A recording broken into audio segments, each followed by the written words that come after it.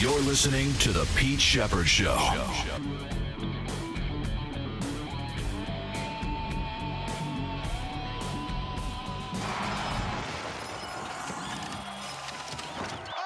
good to be back. So much. Swinging a high fly ball left field. That ball is deep. Back it goes. And that ball is gone. How about Alex Bregman? First at bat, returning to Houston. And he hits that one into the Crawford boxes. Is that what it's all about right there? We just saw a ceremony, like you said, a few minutes before the game. You get the ovation, and then you get the 1-1 breaking ball. Oh, the former Astro, Monsieur Bregman, gets it going, up 2-0, but not enough. Red Sox lose 7-6. Good morning, everybody. Welcome to a Tuesday edition of the Pete Sheppard Show here on the Coastal Sports Network. Thanks for checking us out here across the Coastal Sports Digital Network. Thanks for checking us out across the incredible video platform. Following me at PShep326 on X, our Facebook pages, YouTube, Rumble, Kick, CSDN Florida, and LinkedIn. Call or text the show 727-858-6650. Let's get it going, everybody. So much to talk about. Lots of college football news. AP poll is out. Texas #1, yet they were an underdog in Columbus their first week against Ohio State. We'll run down the top 25 for you. Get Pat McAfee and company's take on that as well. Some other college football news. Alabama names their starting quarterback yesterday. For now, the redshirt junior Ty Simpson will be the Crimson Tide's quarterback for now. There's other college football news that we will get into. Some ripping of Paul Feinbaum by some Big Ten people, and I think it's justified. Lots of NFL news to tell you about still. We'll get to some video from Patriots camp. We'll also have some video from the Red Sox game last night and some other stuff as well. But video from Patriots camp yesterday. Lots of other NFL news. The drama that is the stupid, pathetic Dallas Cowboys and Micah Parsons continues.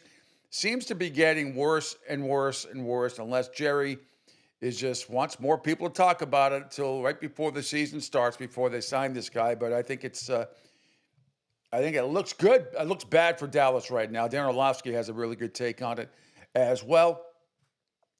And let's see. We've got some unbelievable media news to tell you about. You UFC people, which I am not, so I really don't care. But the UFC yesterday announced a huge deal with Paramount and CBS. Something like $7.6 billion. Wow. And also ESPN and Fox are going to have a bundle plan. Isn't that nice? Isn't that nice? ESPN and Fox going to have a little bundle plan. Hercules. Yay, ESPN and Fox bundling. Kinky. We got male cheerleaders in the NFL, which is just, and I don't know if they're transgender or what, and I really don't give a shit. It looks bad. I saw a video of the Minnesota Vikings. I mean, just stop it. I know the male cheerleaders in college, and they're basically there to lift up the girls with these crazy routines that they do. I don't know if you need that in the NFL. Can't we just leave well enough alone sometimes? I mean, this country just tries too hard. Just keep the female cheerleaders out there. I don't need to see male cheerleaders, and neither does anybody else. It's certainly not the ones that I saw. That's for damn sure. Anyway, not a huge deal. Also, great take by comedian Josh Prey from Immokalee here in Florida. You know him nationally. He got a great take on some of the Florida Gators in his hysterical way. We will have that as well. Angel Martinez is going to be joining us shortly. He's got some technical things that he is dealing with right now in Tampa. I am Pete Sheppard here in Fort Myers, Florida. We are heard all around in all 50 states and in like 55 countries now. Spain, hello. Kazakhstan, hello. Sweden, hello. Switzerland, hello. All of Europe is listening at some point to this show. It's really cool. Angel does a great job of keeping track of everything. So, that being said, there's a lot to discuss. My guest today, Hector Longo from the Eagle Tribune, works very closely with Bill Burt.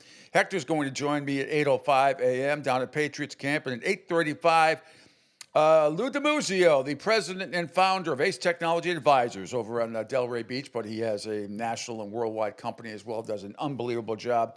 Also, a huge Canes fan as well. And I'll be watching the game with him coming up on the 30th when hopefully the U will beat up a very good Notre Dame team. We'll get to the top 25. Actually, might as well get to that right now.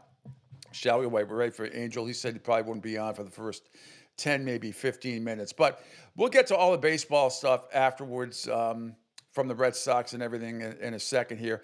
But I do want to talk about the college football poll that came out yesterday. I don't think it's a huge deal. People make so much of these polls when they first come out. Texas, fresh off their first number one ranking in the preseason in the AP top 25. They're actually a 2.5-point underdog when they open up in Columbus against Ohio State for their Week 1 showdown as well. So that would make the Longhorns, by the way, the first top-ranked team to be underdog in Week 1 since ESPN's doing data research since 1978. But to give you a better idea of if this means anything to anybody, so here's the top 25. And nothing's really changed from the week before. Texas is also the coaches poll that is out as well. So Texas is number 1, Penn State number 2. Texas received 25 first-place votes. Penn State had 23 first-place votes, and they're number 2. Number 3, Ohio State. They got 11 first-place votes. Number 4 is Clemson. They got 4 first-place votes. Number 5 is Georgia with 1 first-place vote. Number 6 is Notre Dame. Number 7 is Oregon with 1 first-place vote. 8, Alabama. 9, LSU. Number 10, the U, Miami. Number 10. Number 11 is number 11 through 15, Arizona State, Illinois, which still, it's unbelievable to me that they're ranked 12th. Arizona State, Illinois, South Carolina, Michigan, Florida at 15, 16 through 20. You got SMU, Kansas State, Oklahoma, Texas A&M, Indiana, Ole Miss, and Indiana. Indiana comes in at number 20, which is ridiculous. And then 21 through 25, Mississippi, Iowa State, Texas Tech, Tennessee, and Boise State. So there is your top 25. But let's get the reaction, shall we, from the boys on Pat McAfee's show yesterday with Texas. The news breaking during their show. Just give me like 14 seconds here because we don't want to run any of their stupid commercials. It's not what we do. We run our own spots here. So thanks for checking us out. Again, Angel Martinez in Tampa will join us in about 10 minutes or so. All right, here it is. Here's the reaction. Yeah, I think I didn't. Deshaun Watson sit on the sideline there. I thought that was maybe AI created, like the Grok Imagine thing. Him wearing his own logo on his head. I thought was the most self-aware thing I've seen in a long time on that particular sideline. I appreciate it. The preseason is the greatest. You get to see the little things, including the Packers do a great job. Ty, pumped up about you. Let's go to one half of the hammer. Cowboys, AP, Tone. Tone, what should we be talking about in our preseason that we haven't chatted about enough? Breaking news. Okay. Kind of breaking news. The first AP poll for college football just came out, and Texas is your number 1 team in the country. Wow. Preseason AP top 25. Now, Tone is AP voted for the NFL, not for college. Texas, number 1 in the country. I think they also have the best odds to win a national championship. Penn State, number 2. Congrats, James Franklin. Drew Aller and the boys. Ohio State, always going to be high because the team's obviously phenomenal. Clemson now is the interesting team that nobody has talked about or thought about all offseason except for Clemson fans. Now, I know the ACC has talked about it in the way that the ACC's talked about it. We love the ACC. Love everything about it, especially down there with Bill Belichick now. Come on. He's doing his thing. Yeah, but the thought that Dabo is going to be back in the national conversation is great for college football. I'm happy about that. Greg McElroy actually has Clemson as the number 1 team in the country in his eyes on his Always College Football podcast. He has Clemson as the number 1 overall team in the country. Tone, what are we seeing from the AP top 25? What are we seeing from McElroy's top 25? What are the All right, there you have it. There's McElroy's take, and he's wrong about Clemson. A lot of people were talking about Clemson, especially Clevernick is coming back as their quarterback. And as somebody said yesterday, I can't remember, Dabo Swinney, head coach, great coach at Clemson, has dipped his pinky toe just a little bit in the transfer portal. So, yeah, Clemson's going to be good in the U. It's Miami and Clemson and everybody else, SMU possibly. But they're ranked nationally, 3 ACC teams ranked, 2 in the top 10 with Clemson and Miami. Unfortunately, they don't play each other again. Hopefully, they'll play in the ACC championship this year. But we digress. Long way to go. These preseason polls, they're great fodder for a day or two. And then, who knows? Miami debuted last year, number 18. Other teams. It's going to be interesting with Alabama. Ty Simpson, who hasn't really played a lot. I don't think he's taken a snap at Alabama in a regular season game. The junior redshirt player. He's going to be starting at quarterback for now anyway at Alabama. And speaking of college football, this is interesting. Adam Rittenberg, and again, I'll get to the Red Sox, I'll get to the Patriots, I'll get to all that. I want to wait till Angel gets on board so we can show you a lot of the videos. So that's why I'm leading with college football, which most of the country wants to hear about anyway, and not the Red Sox and the Patriots. I know my friends up in New England, you want me to lead with the Patriots and the Red Sox and what happened last night and with Crochet pitching. And just, tip your hat again. It's like you tip your hat to the Astros. I mean, they came out swinging at everything and they connected. He struck out 4 of the first 6, and then after that, the Astros really got to him. It's one of those, what are you going to do? He won, 11 straight games? Or they'd won 11 straight games he was in. So I'm not putting a whole lot of grain of salt in it. They came out. I mean, this just in, McFly's, Houston is a very good team. They're still at the top of their division. They're a very good team. It was awesome that Bregman hit the home run last night. Early on, it was fantastic, but we'll get into all that. We'll get into the Red Sox. We'll get to, because I got reaction from Alex Cora, I got reaction from Garrett Couchet, and others, and Bregman and his night in Houston. Also got great video footage of Patriots practice yesterday. As I said, Hector Longo from the Eagle Tribune is going to join me at 8:05. We'll get into more that time. And then Lou DiMuzio, president and founder of the Ace Technology Advisors, down the coast a bit here at Delray Beach, will join me, one of our sponsors, and great University of Miami fan as well, and a New England guy to boot initially. But for now, we're going to stick with college football. We just gave it top 25. So, as usual, Finey cannot get out of his own way sometimes with the SEC, blinded. And Adam Rittenberg responds to Feinbaum's latest dig at the Big Ten. This from Sirius XM Big Ten Radio. I just loved his line. The Big Ten hasn't done anything, and then they won. They won the last 2 national championships. I mean, okay, your league has touted its excellence, and rightfully so, for so long and so obnoxiously, and from so many different corners. Some deserved, some completely undeserved. I mean, this is the one thing I'll say. And again, I haven't talked to Paul about this in depth, and I'm happy to next time. I love Paul. I love going on with him. But does the Big Ten arrogance come from Purdue and Northwestern and Minnesota, the way the SEC arrogance comes from freaking Kentucky and Mississippi State and teams that just don't do a whole lot in terms of national anything? I mean, give me a break. I mean, that league and its fans are as louder and as more obnoxious than anything I could imagine from the Big Ten. Now, does the Big Ten have enormous fan bases that are passionate and can be a little bit arrogant and entitled? Sure. But a lot of those schools have the right to be, historically, even if they haven't won a lot of national championships. Alabama is in its own category. Again, historically, just one of the great programs, not just in college football, but in American sports. But so is Ohio State. And historically, so is Michigan, even though he's right, they haven't won a lot nationally in the last 50 years. All right, all of that is somewhat true. It's just, that's what Finey does. It's like the SEC. If the SEC doesn't win it, then you're wasting your time. But the Big Ten has, every right to have all the fan bases in the Big Ten, ACC, pretty passionate. Look, the SEC is the best conference. We know that. We don't have to keep shoving that down everybody's throat. It's the best conference. But that's not to say there's not passion and pride in the Big Ten and the ACC as well. And like I said, like Adam said, the Big Ten's won the last 2 national titles, okay, with Ohio State and Michigan, respect. So, I mean, there you have it. I mean, so finally, get off your high horse. I told you guys last year, the playing field now with NIL and with the transfer portal is the gap has closed between the SEC and the other 3 Power 4 conferences. It just has.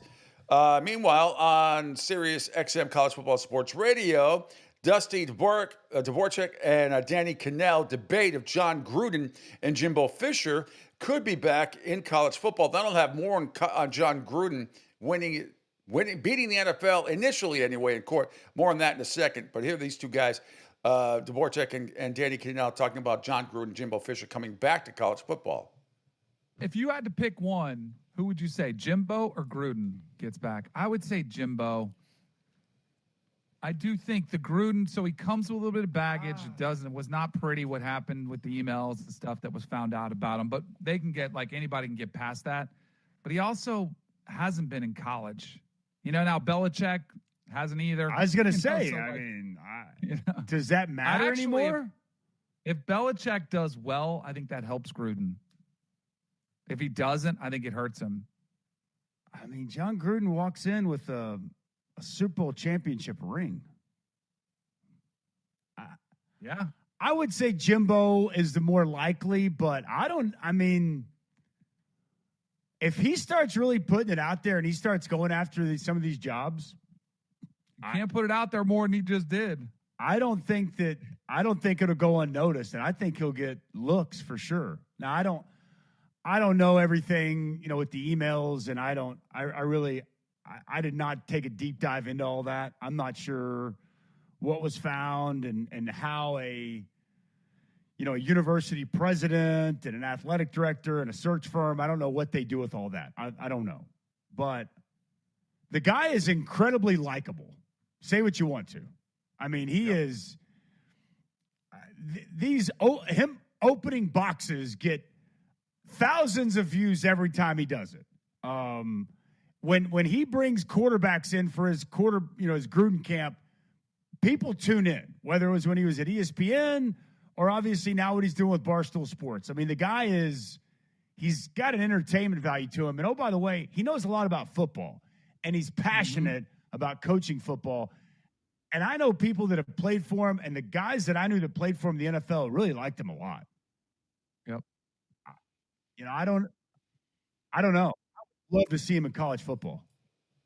Yeah, we'll see. I don't think that is going to be the case, but I can tell you this. Yesterday, the Nevada Supreme Court sided with John Gruden, the former Vegas coach, in his lawsuit against the NFL, leaked damaging emails to the media before he resigned from the team in 2021. What a shock. The NFL lost in court again initially. Now, in the 5-2 ruling, justices did not determine whether or not the league had leaked Gruden's emails, but they found that the league's decision to force his complaint into arbitration proceedings overseen by NFL Commissioner Roger Goodell, the target of the Gruden's civil lawsuit, was unconscionable. So, as a former employee, Gruden should not have been bound by a provision in the NFL Constitution mandating arbitration by such complaints, the court ruled. It says, by its own unambiguous language, the NFL Constitution no longer applies to Gruden, the justices wrote. If the NFL Constitution were to bind former employees, the commissioner could essentially pick and choose which disputes to arbitrate. All 7 justices reconsidered the findings after a smaller panel of the court made a 2-1 decision last year to dismiss Gruden's civil case. The same 3 justices rejected on July 1st of last year by the same 2-1 margin a request from Gruden's attorneys to reconsider. So the NFL's only remaining avenue would be an appeal to the U.S. Supreme Court, as an NFL spokesman declined to comment. But I have a feeling that's exactly what they are going to do. So for now, John Gruden, 1, NFL 0. But NFL over the last 40, 50 years doesn't win a lot of court cases. They're very powerful league, but they don't win a lot of court cases. All right, with that, we say good morning to Angel Martinez. And look at you. Yes, I'm in a whole different office environment. How did you get that? Background like that?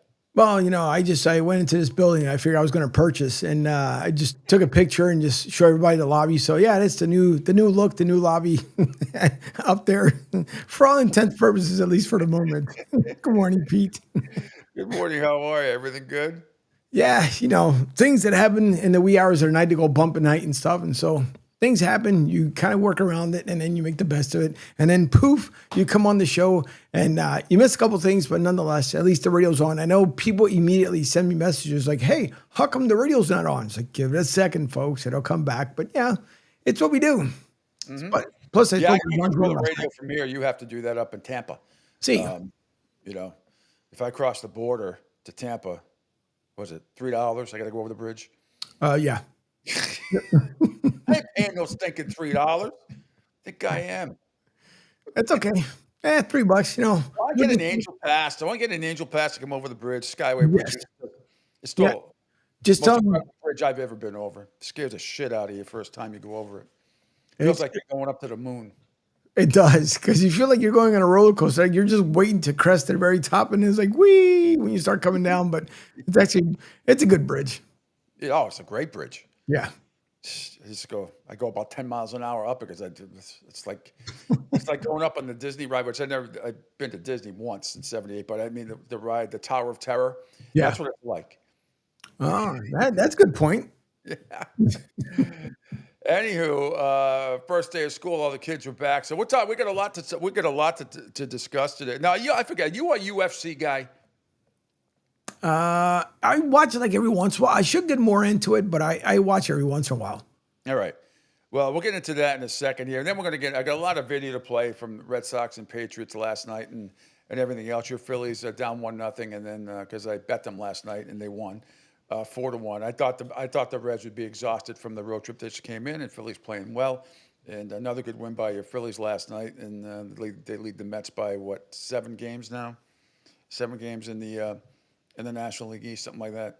Yeah, I think that's why Gio was going nuts yesterday. Just because, listen, I hate to break the news to him. I told him it was coming. He didn't want to believe me, but it's okay. I get it. Yeah, my Red Sox have lost 3 in a row. I think 4 out of 5 now. And but again, last night, Garrett Crochet, he pitched. He started off great. He struck out 4 of the first 6 guys, and then sometimes you got to tip your hat to the other team. I tipped my hat to Dylan Cease 2 days ago with San Diego, the way he pitched, and last night. It was like watching a wiffle ball game, like he swung at everything, and that's what the Astros did. They came out very, very aggressive and knocked them out of the game. They almost came back. They had a few home runs. Roman Anthony had a big 2-out shot late in the game, and then almost had a chance to send the game into extra innings in the 9th, but couldn't get it done. They lose 7-6. So we'll get to all that. Got some video. I'm sticking with college football right now, because we went through the AP Top 25 poll, and now we had Adam Rittenberg responding to Feinbaum's latest dig in the Big Ten. We had Dusty Dvorak and Danny Cannell talking about John Gruden and Jimbo Fisher, if either one or both may come back to college football. I don't see John Gruden ever coming back to college football. And I don't know what's in Jimbo Fisher's heart or head, but I don't see that either. Meanwhile, Peter Burns, Chris Doering on head coach Brian Kelly. This is on Sirius XM SEC Radio. Head coach at LSU, Massachusetts guy, and potentially being on the hot seat, as I have been saying for the last month and a half. Why do people always copy me? Why does programming on some of these networks wait till after I talk about it? Of course he's on the hot seat. Huge game, opening with Clemson. Here's the guys. Here's Peter Bridge, who I love, by the way, and Chris. Great guys talking about it. Because I keep seeing these things that come out talking about who's in the hot seat for 2025. And the one I keep hearing about is Brian Kelly on the hot seat for 2025. There is no way in hell that Brian Kelly is on the hot seat in 2025. Unless LSU loses by 40 at Clemson and they go 5-7, and he's literally giving the middle finger to the fans in Tiger Stadium in the last couple of home games of the season, is Brian Kelly getting fired at LSU. They don't have the money to do it. That's not going to happen. And most importantly, LSU has a damn good team, a college football playoff team. And so the idea of Brian Kelly being on any type of hot seat is absolutely asinine and has zero chance of actually being a topic this season. Well, people don't understand. There's a couple things, like all the financial things that you just talked about are certainly a factor. And then you think about, like, who else is out there that you're going to go get that's attainable, that's better than the guy that you have right now? I disagree, Peter. I'm sorry. LSU's got money. LSU spent more money this year in nil than most teams, as we lost Angel for whatever reason. They open up at Clemson, and I don't care if it doesn't matter losing. They can lose that game, and to be quite honest with you, I expect that they will. Not by 40.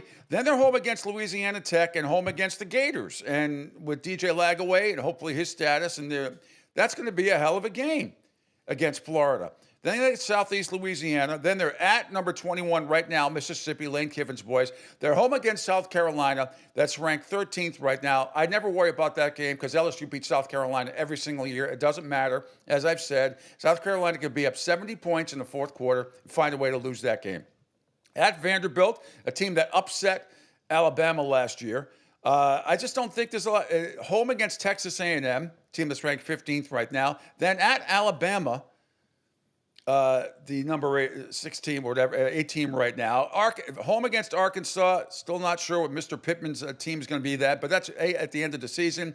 Then they got sort of a cream puff game against Western Kentucky, the Hilltoppers, and then they finish up at Oklahoma. That's if their quarterback stays on because he's in a gambling allegation situation right now.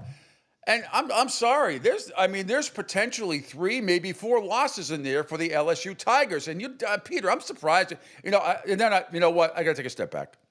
I forgot. Peter's a huge LSU guy. He went there, and he defends them to a T sometimes to a fault because his heart and his whole family are big LSU people. But if they lose 3 or 4 games this year, he's going to get canned. I'm telling you, he absolutely is on the hot seat. There's no doubt about it. All right, and lastly, no, that's it. We'll just we'll end it. We'll end it there for some college football. I went through the top 25. I want to get to this because I know if I don't get to it now, before we get to the baseball, some video highlights from last night's Red Sox loss and some reaction and some Patriots video highlights as well, and then more NFL reaction. But this was a pretty big deal. I don't give a shit because I don't watch UFC stuff.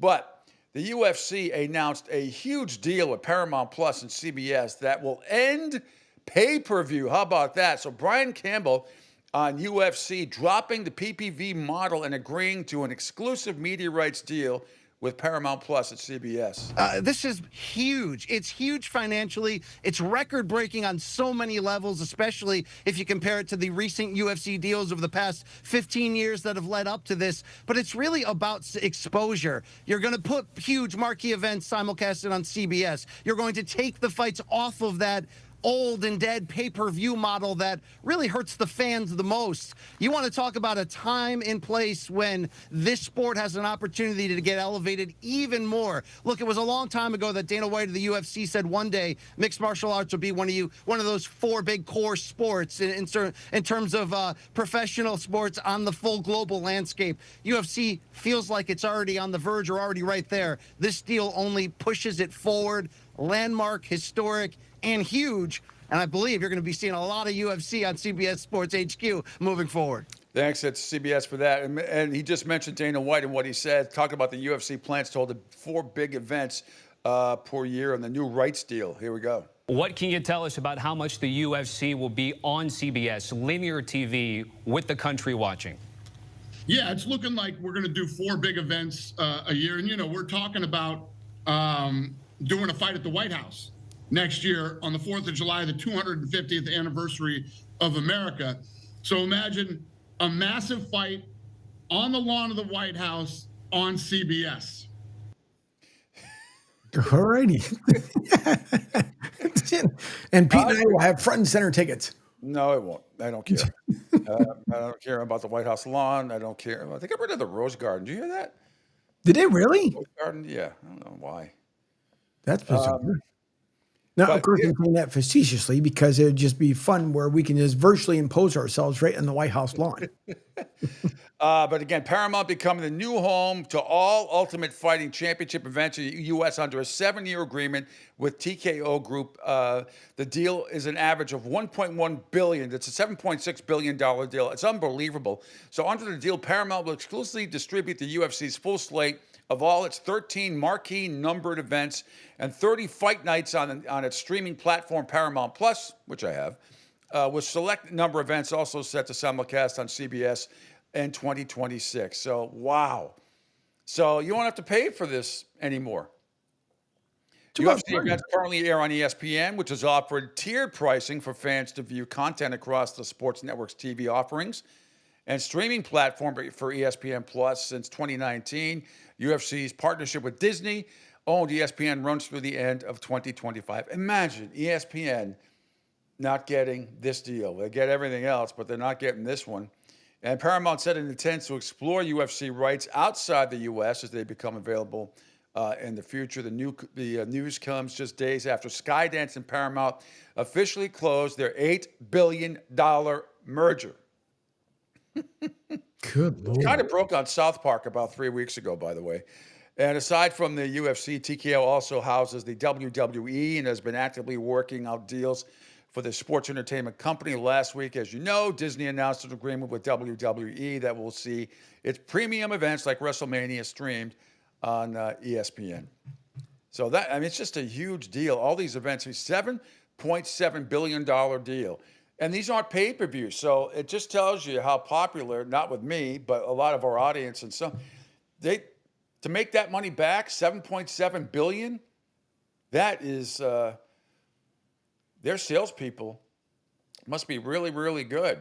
Or maybe it's just so popular they can just sit in the office and have people call in and say they want to sponsor it and just sit there and get their 10 to 15% commission and just make a fortune.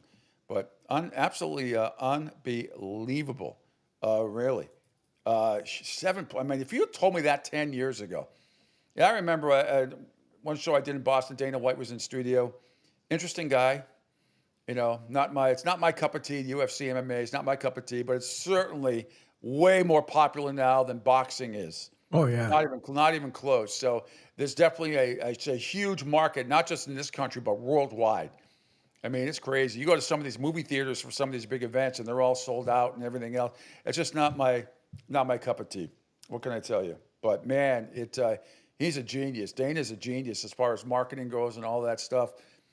If I had told him when I first interviewed, it's probably like 2013, and if I said you would be inking a $7.6 billion deal, he would have thought I was crazy. But that's how much that sport has grown. Not just in the last 5 years, the last 10 years, 15 years. Absolutely amazing what he has done. All right, Angel, let's take a quick break here. When we come back, I will have lots of great video and audio for you coming from the Red Sox and some Patriots camp news as well. And then at the top of the hour, Hector Longo from the Eagle Tribune, works very closely with Bill Burt, will join me. And then Lou DiMuzio at 8:35, the president and founder of Ace Technology Advisors over on Delray Beach, but has a national, worldwide audience as well, like this show. So he'll be coming up at 8:35. We'll talk about this U, and some other stuff as well as the show continues here on the Coastal Sports Digital Network. Hi, folks. This is Gerard Moynihan of Moynihan Lumber, and I would like you to know that our company has been selling Anderson windows for over 60 years. See the complete line of Anderson windows at any of our 3 locations in North Reading, Beverly, or in Plastown, New Hampshire, or at MoynihanLumber.com. Hey everybody, it's Pete Sheppard from the Coastal Sports Network. Want to tell you about my good friend Lou DiMuzio and his company. Lou is the president and founder of Ace Technology Advisors. They're big-time tech specialists. At ATA, they're able to craft, implement, and manage the best and most appropriate solution for your business. They leverage their industry-leading experience and their portfolio of technology partners to improve your best practices and infrastructure. So you can get a hold of them at 888-599-4223. That's 888-599-4223. Check them out on their webpage, www.acetechadvisors.com. That's www.acetechadvisors.com. Or you can email them, sales@acetechadvisors.com. Check out my friend Lou DiMuzio and Ace Technology Advisors. Right now, our country feels divided, but there's a place where people are coming together. I gotta tell you, I was nervous to talk to someone so different than me. Me too, but I'm glad we are. Love Has No Labels and One Small Step are helping people with different political views, beliefs, and life experiences come together through conversation, and it feels good. Wow, your story is so... Interesting? Yeah. When people actually sit down, talk, and listen to one another, they can break down boundaries and connect as human beings. At lovehasnolabels.com/onesmallstep, you can listen to amazing, life-changing conversations and find simple tools to start a conversation of your own. I know one thing. This conversation gives me hope. It gives me a lot of hope, too. Take a step toward bringing our country and your community together by having the courage to start a conversation at lovehasnolabels.com/onesmallstep. A message from StoryCorps, Love Has No Labels, and the Ad Council. People do some pretty cool things in their 40s and 50s. Why should saving for retirement be any different? I mean, they go back to college, learn new instruments, start skateboarding. Whoa! Okay, maybe that one's not for everybody, but saving for retirement is. With aceyourretirement.org, you can get on track with your retirement savings no matter your age. Just have a 3-minute chat with Avo, the friendly digital retirement coach from AARP. You'll get personalized recommendations based on your input that are easy to understand and work with your lifestyle. It's quick, easy, and free. Plus, it's sponsored by AARP, so you know they got your back. Woohoo! Gnarly move, Dad. Thanks, sweetie. So, wherever you are in your retirement savings journey, head to aceyourretirement.org and start chatting with Avo today. That's aceyourretirement.org. A message from AARP and the Ad Council. Adopt US Kids presents What to Expect When You're Expecting. A teenager. Learning the lingo. Today I'm going to help parents translate teen slang. Now, when a teen says something is on fleek, it's exactly like saying, that's rad. It simply means that something is awesome or cool. Another one is totes. It's exactly like saying, totally, just shorter. As in, I totes love going to the mall with Becca. Another word you might hear is jelly. Jelly is a shorter, better way to say jealous. As in, Chloe, I am like so jelly of your unicorn phone case. You don't have to speak teen to be a perfect parent. Thousands of teens in foster care will think you're, rad, just the same. To learn more, visit adoptuskids.org. A public service announcement brought to you by the U.S. Department of Health and Human Services, Adopt U.S. Kids, and the Ad Council. This is the story of a very special woman. In a matter of seconds, she turned herself into a great mathematician or an entrepreneur. Her knowledge was limitless and still is. She could also make monsters disappear, especially those that lurked in the shadows under the bed. Once, this woman put back together a teenage girl's broken heart, which had been shattered in 1,000 pieces, just by giving her a bear hug. She masqueraded as a regular person at work, but as a superhero at home. Everyone knows her as Gabriella. I still call her Mom. Your hero needs you now, and AARP is here to help. Find the care guides you need to help, complete with tips and resources at aarp.org/caregiving. A public service announcement brought to you by AARP and the Ad Council. Don't spaz out because your team lost. Let Pete do it for you. Now, back to the Pete Sheppard Show.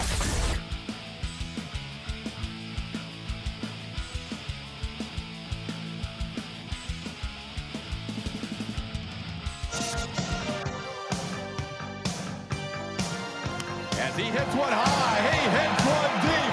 Ooh, Reyes hits one out. Two-run home run, the Astros on top 7-2. Oh, Ramon was fantastic this evening. First home run is an Astro.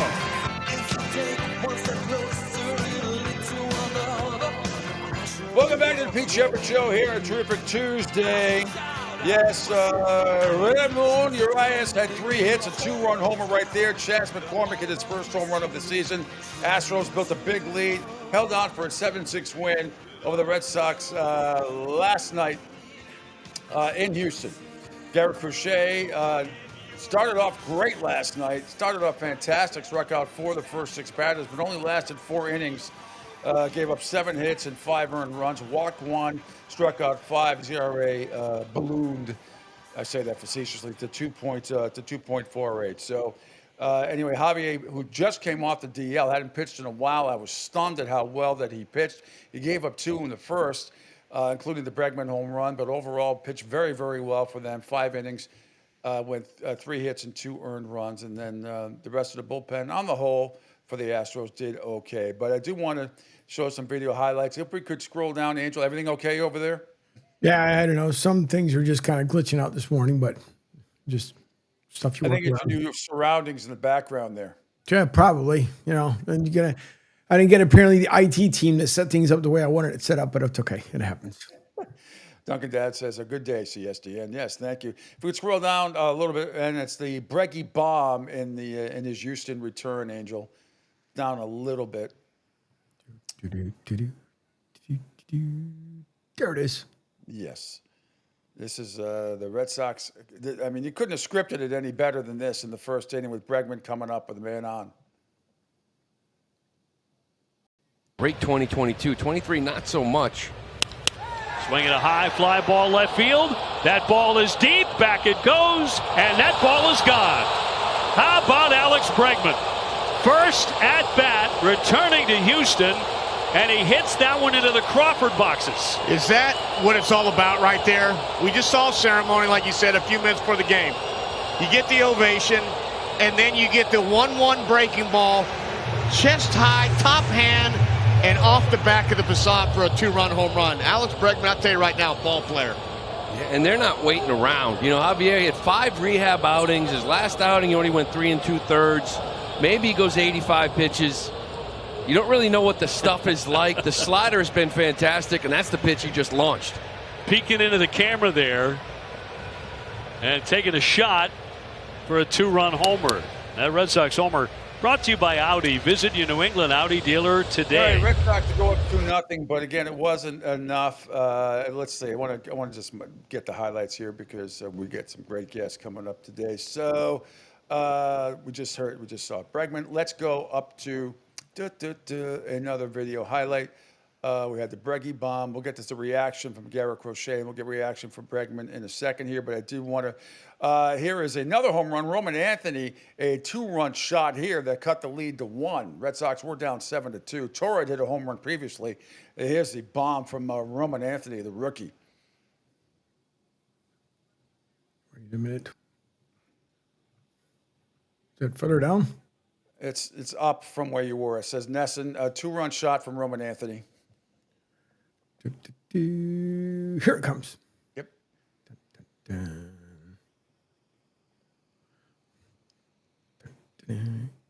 Here. Swinging a high fly ball. He hit that one deep. Way back to right. And it is gone. Home run. Roman Anthony goes downtown. And the Red Sox, with a giant comeback, have made this a 1-run game.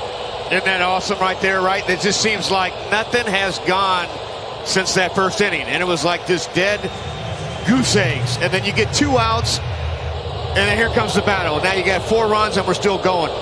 Great AB right there. Nasty breaking stuff. Lefty on lefty. Lefties are 4 for 41 off that slider with no home runs this year. Woo. And Roman just took them out.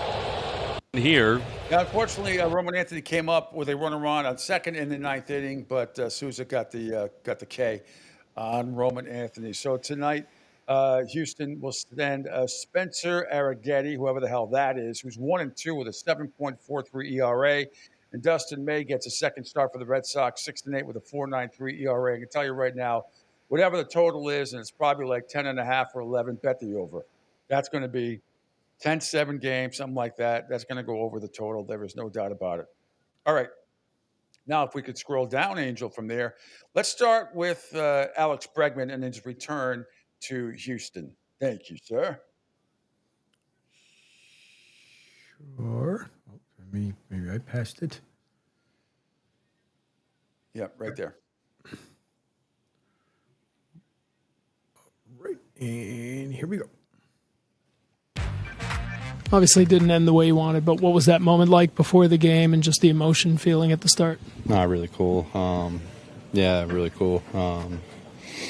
great moment. Just tried to soak it all in, and AC told me to enjoy it, and I really tried to, and it was a special moment. But I think I was most proud of just the fight in the group today. Oh, we lost Angel again. So I'll play the audio from here for whatever reason. Angel's having technical. Here's more from Alex Bregman. My scoring position was pretty awesome, and overall today, just building off of the last series, I feel like we're playing really good baseball. I think the guys are. Everyone in here is getting better and better every single game, and we're.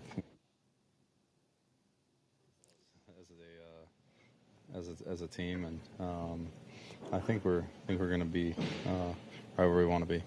That ball goes off your. All right, Alex Bregman, right there. Angel, how you doing? Things going a little wacky over in the Tampa. Yeah, So don't be surprised if I keep, for whatever odd reason, just popping out. Just magically poofing me out of the virtual. No worries. All right, scroll down, run from there. Here's Garrett Crochet. If we could play this video on his night on the mound last night.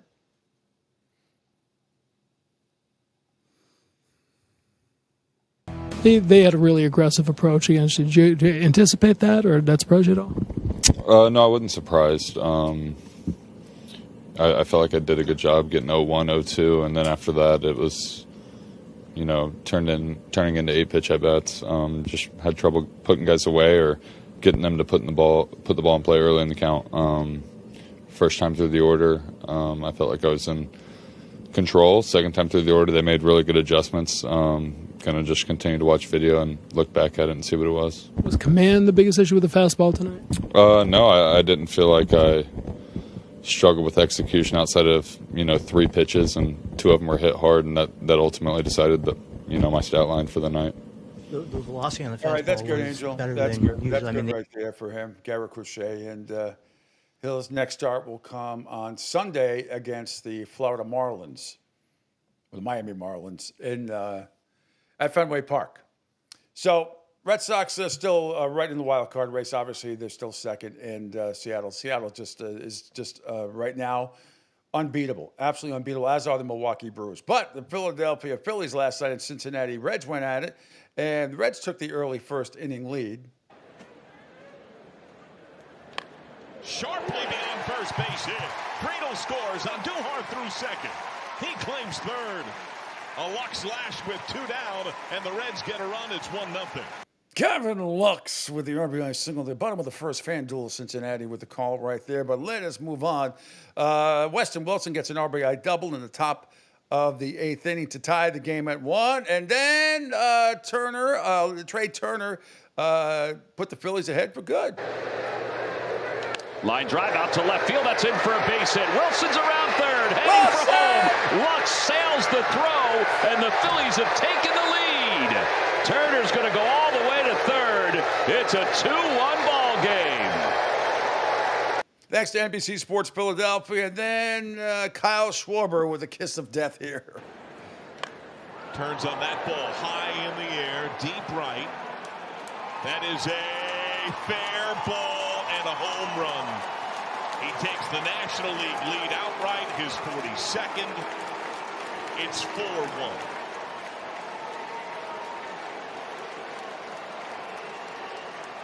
That is a crushing homer. FanDuel Cincinnati there with the call. Philly goes on to win by a score of 4-1. Elsewhere, Detroit and the White Sox, and a nail biter in this one. Here we go. A torque bomb. High fly ball, deep left field, and off the pole. Torque bomb in the 9th inning, and the Tigers lead.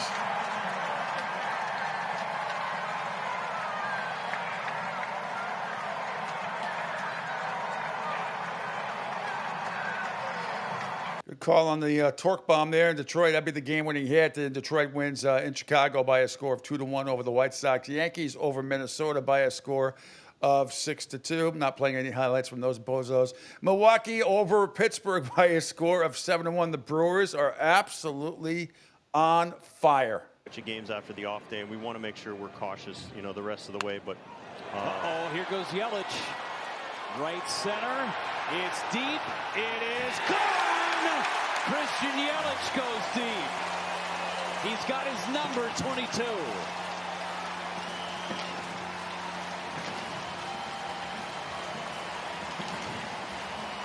He's 2 for 2 tonight.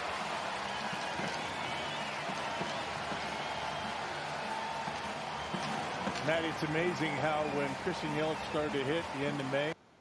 Yeah, thanks to FanDuel Wisconsin and Milwaukee goes on to beat Pittsburgh 7-1, and the Brewers have won 11 in a row. Kansas City and Washington, and a pretty good affair last night. Line deep left field, and he's got another one against the National League.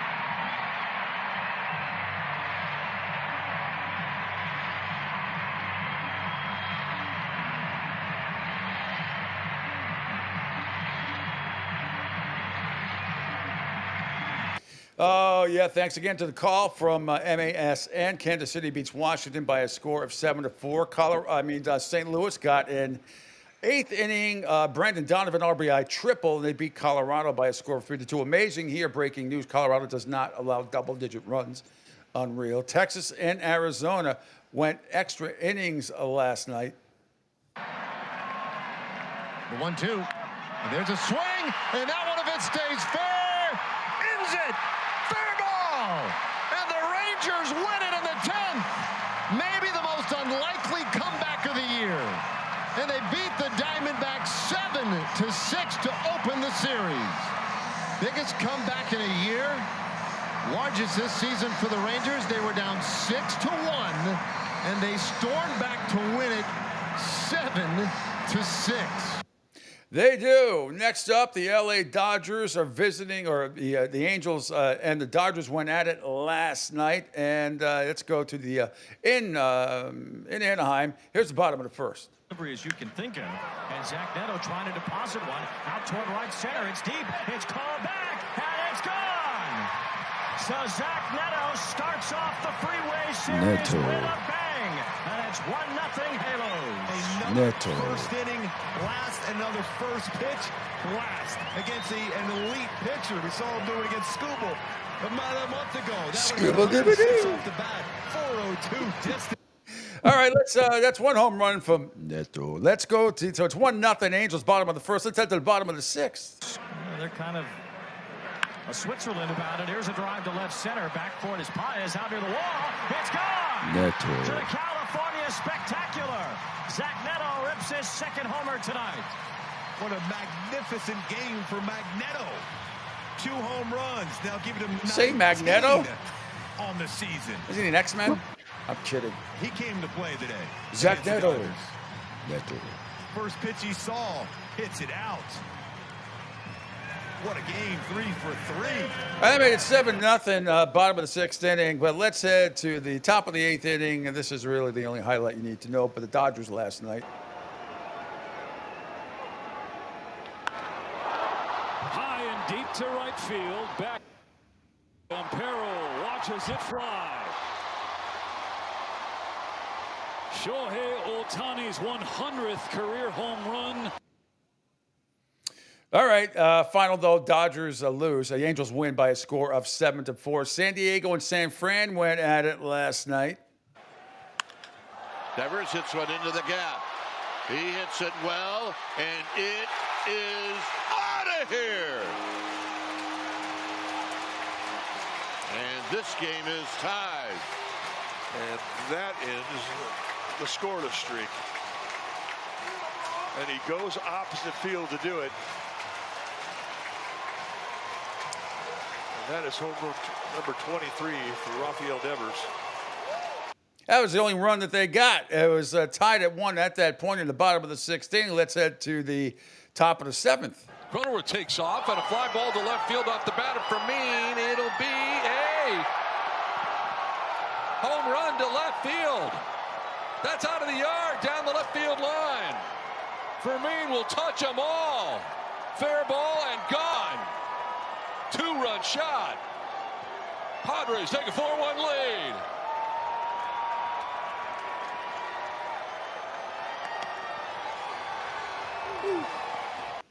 All right, final. That was the 4-1 final. San Diego with the call, with Don Orsillo with the call there. MLB TV from last night. Tampa Bay and the A's went at it last night. Lots of home runs in this game, but more by the Rays. That's hit well to left. To the wall and gone for the second time this year. Morel has taken Springs over the left field wall. And it's 4-0 Rays.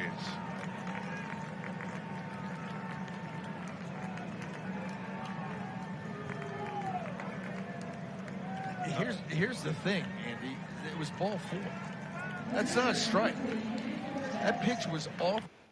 All right, thanks to FanDuel Sports. There you go. The A's win by a score of 7-4. All right, let's get a couple videos in here from the Patriots, if we may. That from yesterday, Angel, we could scroll down first. Let's go to Kyle Williams on his mentality against press coverage, just on Patriots on CLNS from yesterday. I mean, it's like basketball. You know, you line up, you check the ball up one-on-one, and at that point, it's just like, I don't want you to touch me. I don't want you to be in my way. This is my bubble, so get up out of there. So my thing is just create as much separation off the line, so when I'm at the top of my route, things go a lot smoother. But, you know, some things don't go to plan, but I try to make it go to plan. Do you have a basketball background? Huh? Do you have a basketball background? Yeah, for sure. Yeah. I ain't going to dig too much into it, but it was there. Thank you, guys. Thank you. All right, Angel, if we scroll down a little ways under Dan Roach, my man from Channel 4 in Boston, Patriots OC Josh McDaniels was asked by Paul Perillo, my other good friend from Patriots Football, Patriots.com, about Drake May trying to make plays versus trying to do too much. And here's the OC for the Patriots, Josh McDaniels. Right.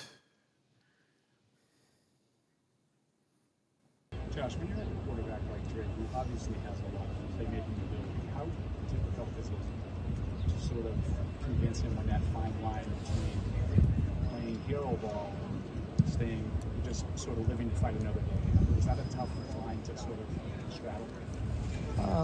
Hopefully it won't be a tough line to straddle.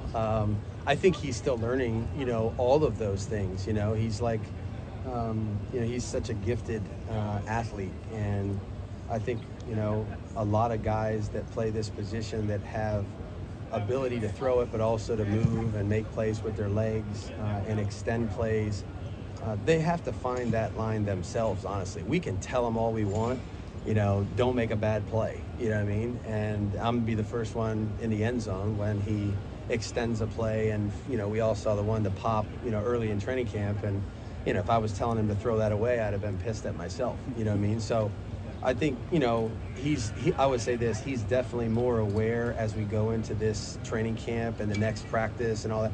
You saw him slide a couple times the other night, which was great. So again, there's a fine line between holding onto the ball too long in certain situations and then doing the right thing to help the team. And those guys that were blessed with that ability, they're the ones that have to go out there and learn how to do that and balance it. All right. Meanwhile, I just got the audio here, Angel. Mike Vrabel, head coach of the Patriots, if Tom Brady spoke about, if the team spoke about Tom Brady's statue, marveling, and if Brady spoke to the team while he was in town Friday. Mike, obviously Brady's been a person and a figure that's been a shadow cast over the organization since he left, now literally with the statue. How did you handle that with your team, and did Tom speak to the team at all when he was in town? Never said a word, and no, he didn't. Chris Curtis with the question on the Greg Hill Show on my old stomping grounds at WEI. Yes. No, the only person he talked to was Josh Hoyer on the sideline. He doesn't do the radio thing. He doesn't do the speech. That's not his thing. He doesn't do it. All right. Meanwhile, Kendrick Bourne's reaction when the reporter asked for his wife's phone number. She's a hairstylist, by the way. My wife is actually my stylist. Shout out to my wife. She's going to love this.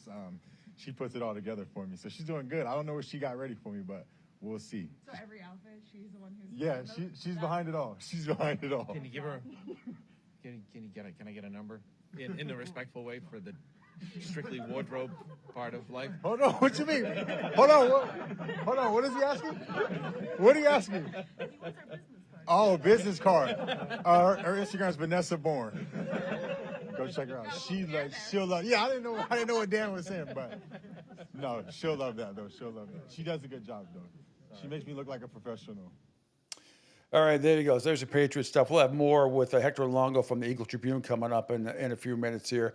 Adam Schefter, another disturbing report for the Eagles, Angel. You probably, I don't know if you saw it or not, but Landon Dickerson isn't not the only Eagles guard who is now considered week to week. Kenyon Green, whom the Eagles acquired in that offseason trade, also is what one source described as, quote, week to week, unquote, with a shoulder injury likely to end his preseason.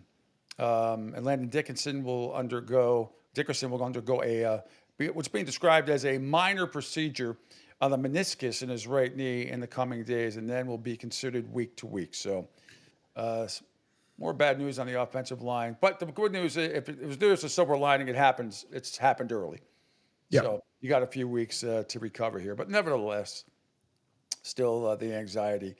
Speaking of anxiety, if we could scroll down, Dan Orlovsky has an interesting take. It's on from Get Up yesterday on Micah Parsons and the Cowboys. This is it's right under the Garrett Crochet stuff there, and I agree with him. I don't know if this deal is going to get done. I was like 50-50. I don't know. I'm leaning like 70-30. I think Micah Parsons going to have that back injury all year. He may not play. Interesting stuff. Interesting take here by Dan Orlovsky of ESPN on Get Up. Do they want to get a deal done with Micah Parsons? Why wouldn't they? I don't think they like him. I don't think they like each other. I could be dead wrong. I just don't. Well, it's gotten personal to the point that you're making. But that gets personal. A lot of that money stuff gets personal. There's something that feels like he doesn't like them, they don't like him, and it's a personal dislike that isn't attached to just money. Right, but trade request is 10 days ago and we haven't talked. Right, but if we're running the Cowboys, like you talk about Super Bowl windows, I'm not saying they're a Super Bowl team, but they have zero chance without Micah Parsons. They can have a good year, you know. So that's my question. That's why I want to sit there. How? What do they want to sign Micah Parsons? I'm not talking about the talent, the production. Do they want to sign Micah? Do they want to get a deal done with Micah Parsons? Tannenbaum is like, when I hear Mike Tannenbaum speak, I just take it with an absolute freaking grain of salt. Absolute grain of salt. All right, we could get, I guess Hector Longo's trying to log on with us right now. You gotta lower your camera so we can see that you're happy and handsome. There you go. Hector, can you hear me? You got your earbuds on?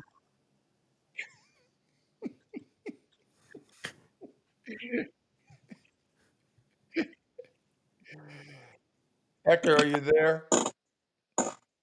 Hector, are you there? Pete, you there? I'm there. Are you here? You got your earbuds on? Hey.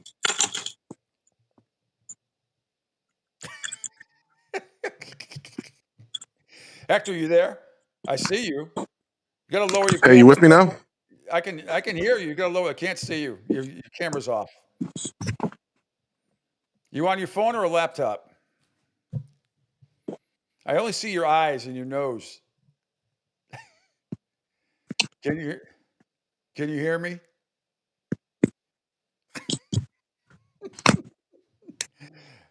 There you go. Can you hear me? I just can't hear you, Pete. That's my problem here. That's on you. That's on you. That's on your end. That's on you. You got something muted that you shouldn't. All right, we'll try and figure that out. Hector will try to figure that out. While he's doing that, I'm going to go back to Adam Schefter on via phone with Pat McAfee yesterday, talking more about the Dallas Cowboys situation and Micah Parsons. Micah, I think it's unbelievable that statement came out about 10 days ago.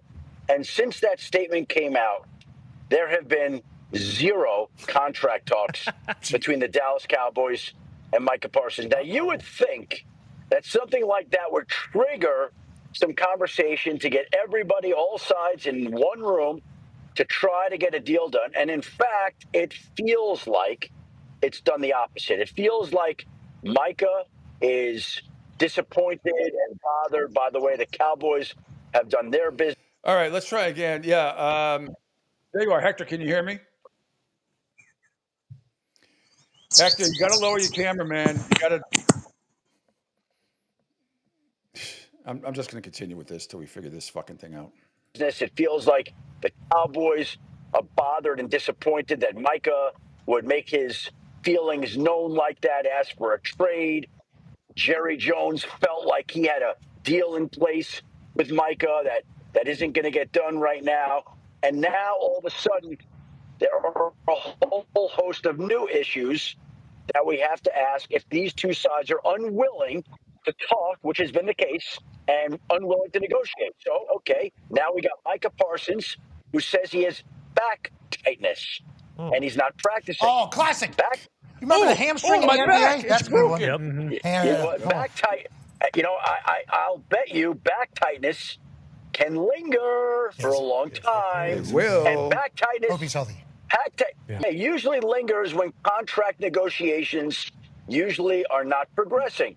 So the Cowboys opened their regular season 3 weeks from Thursday night against the Philadelphia Eagles, and Jerry Jones himself has said that he doesn't know and might not expect Micah to play in that opening game against the Eagles. And so now they're making no progress. They're not talking about a new deal. And unless things change, you have to wonder where this is going. The Cowboys have said Jay-Z never called me back. They're not interested in trading them. They're not. That's what they say. But at some point in time, if you're not going to sign the guy, then you're going to move the guy. There's two choices: sign him or trade him. Hey, everybody, we're all going to get laid. Hey, Michael Parsons to be on his back all year long as he fucks around with the Cowboys. All right, Hector Longo, can you hear me now? Hector, I can only see the top of your eyes. You got to lower the camera. I cannot see you. Can you hear me? Your mic is muted. Can we? I'm going to text him, tell him his mic is muted. He's obviously. Stand by. Angel, talk amongst yourself for a second. Sure. All right. It's just one of those mornings and how things go. It's no big deal. And anyways, thank you all for listening in and watching the Pete Sheppard Show here on the Coastal Sports Digital Network. You guys can always visit the website for all the new content or watch Pete and I drink ourselves into oblivion. Back to you, Pete.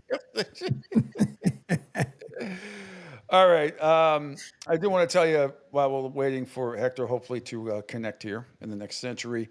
Phil Castanetti's Sports World in Saugus, Mass. is New England's place to buy or sell the finest in sports memorabilia. For over 35 years, Sports World has offered the finest in sports collectibles. They got a great event going on the 16th. That is in 4 days from now. So Wednesday, Thursday, Friday, Saturday. That's Saturday from 10 a.m. until noon. 2004 World Series champion Kevin Millar. You heard him on the broadcast last night with Lou Merlone and Dave O'Brien. He will be at Fenway Sports World coming up on August 16th from 10 a.m. to noon, signing autographs, regular, premium, and inscriptions for you as well. So head on down to Phil Castanetti's Sports World in Saugus, 184 Broadway. Call 781-233-7222 for more information. Sports World in Saugus, be there. All right, let's try this one more time. Hector Longo, you there? It's a nice view of your home and some trees. Can you hear me? Can you hear me? And what are those things today in front of you? Bush. Yeah, I know, just screaming out nowhere. And what do you call those things on the bush? Leaves? Leaves. It's shot in my eye when you know. What is that dirty, nasty looking thing in front of you? Window? Yeah, there you go. I might just have him call in, Angel. Just get him with the phone number. Yeah, just have him call in. Are you there? You hear me now? That's all right. I see you and hear you now. Look at that. There he is, just like that. Whee! It took me about 17 minutes to figure out how to get to hear your voice, but it's good to hear you guys. Good to hear and see you. Last time I saw you, we were in a cab in New Orleans, headed to Patty O'Brien's. We were both a little, I don't know, inebriated, to say the least. I think we were leaving Patty O'Brien's headed to Harris, to tell you the truth. And That's that was one of the great nights of my life. I'm going to let you know about that. That's all I can say. One of the great nights of my life. It was a great night. We had a number. I really have not seen you in person for no, that's not true. I saw it, but we haven't talked in about 20 years. No, right, absolutely. Do you remember spilling the hurricane on me in the cab? I do not. See, that's one thing I've erased. I remember about an hour later blowing hurricane all over myself in the Harris bathroom, but that's about all I can remember from that night. Yes, absolutely. That was the night we were there. We started at a $5 blackjack table, ended up a $15 blackjack table, and all of us were winning at the table. We started off each with like $50. I think all of us had over $1,000 when it was done. The sun was coming up, and I had to be on the air in like 3 hours. It was fucking insane. Anyway. Better times, Pete. Better times. Hey, so how you doing? Let's get right into it. I played some funny stuff from Kendrick Bourne yesterday, and as far as his wife being a hairstylist and all that stuff. But overall, your thoughts? I have Billy Bird on, where you're from the Eagle Tribune as well. You do a great job. You guys do an awesome job covering the team. I'm assuming you were at camp yesterday. Did you hear Josh McDaniels? I could be. I mean, were you there yesterday? Didn't get on the camp yesterday. I watched Josh's video though, and it wasn't a great day from all reports. So I think Josh was kind of tempering what he had to say, and they're coming off a couple of tough days. I mean, that was not a great showing for the number one offense. And I can't believe I'm saying this, in a 48-18 win or whatever it was on Friday night. And I think they came back with a tough performance at camp yesterday. So I think Josh is kind of tempering things down a little bit. Yeah, but one thing I will say this, and I know that the Commanders didn't have any starters, or very few, if any, that played at any given time. But I was impressed overall with the offensive line. On no matter who was in there, I think overall they did a pretty good job. Very impressed with Will Campbell, especially on his pulse. And I was talking to who was I talking to yesterday? Who the hell was I forget? The only thing I'm worried about with Will Campbell is he going to get called for too many men down the field because he's so good at pulling. He's got to be careful. He's so good about getting, got to be careful to not cross that imaginary line where officials may throw a flag. But overall, what are your thoughts? I thought the offensive line looked pretty damn good, no matter who was in there on the whole. So I would take it one step further, Pete. The offensive line held its own on Wednesday in the joint practices where the Commanders regulars did play. Mm-hmm. The way they stood up on Wednesday was a lot more impressive in my eyes. Just because I was panicked about, were they going to be all over May? Was it going to just break down? That was the first string on Wednesday, right? Those are the for the most part, they were the real players on Wednesday. Yeah. So you were making it more impressive. Yeah, to me, and watching that firsthand on Wednesday morning, seeing the way that they held their own, things were kind of gross last year here on the offensive line. You're being kind. I know. So seeing them hold up against a pretty solid defense in that way was very encouraging, to be honest with you. Whether it was Campbell or the other guys on the line, Wilson at left guard. Just seeing those guys handle the Commanders. Sorry about that. Yep. Handle the Commanders on Wednesday morning. That was kind of a sigh of relief, I think, in my eyes. Hector Longo from the Eagle Tribune. You can swear, cuss, whatever you want, smoke cigar, have a hurricane. Doesn't matter on this show. We're not regulated by the FCC. The only regulation is me and Senior Angel up in Tampa. But overall, Vrabel's got that Belichick stuff in him. I think it was Danny Roach who asked him the question, because you just answered your own question. I mean, it's back to almost Vrabel's never ever going to do your job, meaning you, and they're never going to do the media's job in general. So, pointing questions are straight to the point. He doesn't like two-part questions. He doesn't like when you start a question and you answer it, and then you ask him for his opinion, which is refreshing once again, considering what we went through last year. So, look, I think he's gone out of his way so far to try and not be Bill, to try and to stifle the sarcasm, to keep it inside. That one he just couldn't. Poor Danny Roach. He couldn't let that one go. We love Dan, but But honestly, I think that the fumble truly pissed him off. Like I think Mike Vrabel was disturbed with that fumble by May, and with good reason, Pete. May for somebody with mega tools. I mean, tools that jump off the field. 10 interceptions, 9 fumbles last year, and to end a quality Wednesday morning performance with an interception, and then start Friday night's game with a fumble. I think Mike's a little peeved right now with his quarterback. I do, and I don't think he's going to put up with that. No, I don't think he will either. And I said yesterday, I'll tell you what, Hector, I will be stunned if that happens again during the regular season. Now, if he's blindsided or something and he doesn't see it coming, that's one thing. But I would be stunned if he pulls that crap again, because he didn't the rest of the game. It was a stupid play, horrible play, a great coach. And in some ways, I'm sure Vrabel loved it. Like, I'm going to be all over him now. I mean, this is going to be it. But, I think overall he's got good instincts, Drake May does. And I think he's in for a hell of a season. I don't think we're going to see that type of play again the rest of the regular season. I think he is. He got the message loud and clear, and rightly so. Don't you think? Let's hope so, Pete, because like we talked about, last year was not pretty, and there's no denying his skill. But I do worry about his ball security. I'm one of these guys who does worry about it. He's got to show us that he can.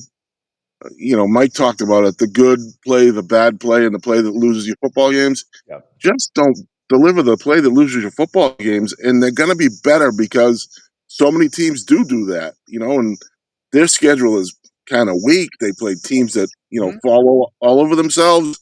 So just play solid football. No, I'm with you. And I still think this team is going to be a 9-win team that we're going to be talking about possibly a postseason position when it's all said and done. But yeah, they still can't, right now anyway, they can't afford to have screw-ups like that. They're not good. Now, last year, Mayo, to me, cost him 3 games. Putting him, Jim Valvano, the late, great Jim Valvano used to say, I always talk about, I put my teams in position to win. Well, Mayo put them in a position to lose. As much as I loved him personally and as a player, as a coach, he sucked donkey, what. And it just, he put them in a position to lose so many times last year. I can't even tell you how many of those games came down to the last play or the last series, and they just didn't execute. So I expect a lot of that to go away this year. You could just tell, though, how differently this team is coached by watching that first preseason game. I know it's against the scrubs of Washington. I get it. But man, it's still pretty exciting. I loved Henderson. I thought Henderson was one of the steals of the draft when they got him from Ohio State. He didn't get to show off his talent a whole lot over there because they used a couple of back. But that special teams is huge, whether it's Borregales or Romo that makes it as well. They're both great kickers. I saw from the U. He never missed down here. Never. Right. Brother, not that much either, to be honest with you. But, overall, your impressions of this team with this schedule, with this coach, with Stephon Diggs, if he keeps his head on straight, what's your prediction of how far can this team go this year? So let's start with Mike, okay? Mm-hmm. If you would talk to me in the old locker room at the old Schaefer, Sullivan, Foxborough Stadium.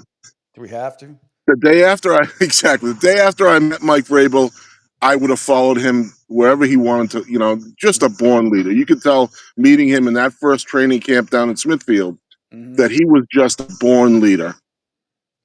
Over the years, he's done nothing to prove that wrong to me. So I think leadership-wise, and you kind of brought it up, I think they're in terrific shape right there with, leadership-wise. And I think that's a huge deal, Pete. I think that's that was, like you said, Mayo, he competed for the team for years. It was a great guy to have around. Mm-hmm. But, man, the leadership was lacking. And I think Mike, number one, puts them in great shape.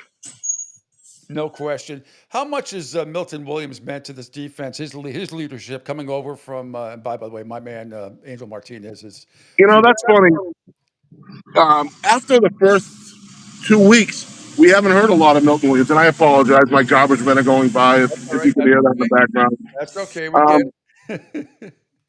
I do apologize for that. Oh, it's okay. But he was outspoken through OTAs and through minicamp. He's kind of just been a business like guy and done his job. I think maybe he's allowing that front to grow a little bit. Chris Barmore. Not a lot of people have talked about him in camp. He looks dynamite through training camp, and you cross your fingers that when you get into things like blood clots, that's not a twisted knee or an ankle or that. That's something that deals with a man's life and livelihood. So you worry about that stuff. But Bomo has looked dynamite in practice, and I think they're kind of feeding off of him right now inside. And Williams is a big part of just a steadying influence. I, to me, Balmore has been the best story in camp so far. My friends ask me about it, and uh, they ask, "What do you see at camp?" And he's somebody that jumps out, and they haven't had guys who jump out at you. They have Gonzalez, but they don't have a lot of game breaking types. Balmore is one of those game breaking types, and that's been of all the things on defense through the first few weeks of camp.